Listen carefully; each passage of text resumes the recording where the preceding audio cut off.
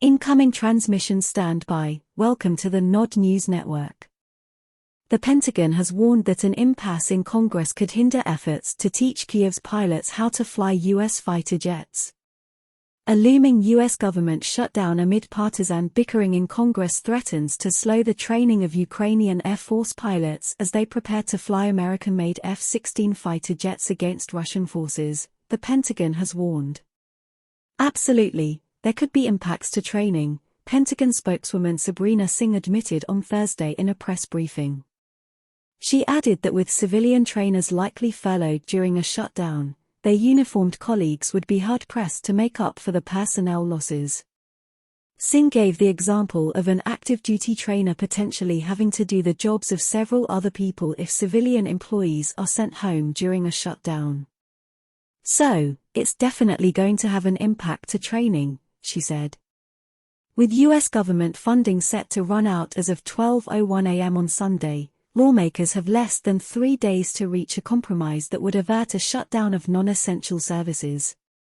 Some House Republicans have vowed that without getting deep spending cuts, they'll refuse to back a short-term resolution that would temporarily keep the government paychecks flowing and give Congress more time to negotiate a budget deal. A shutdown is literally the worst-case scenario for this department, Singh said.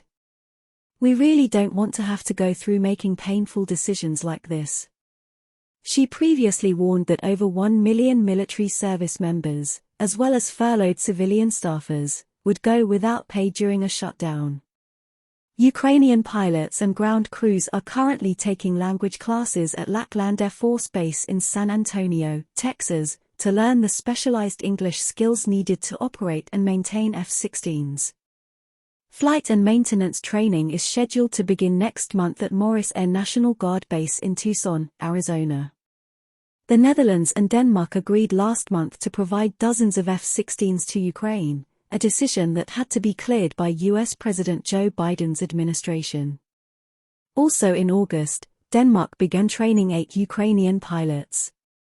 Ukrainian President Volodymyr Zelensky has hailed the F-16 deal as a breakthrough agreement in Kyiv's effort to defeat Russian forces, but U.S. officials have downplayed the fighter jet's potential impact on the conflict.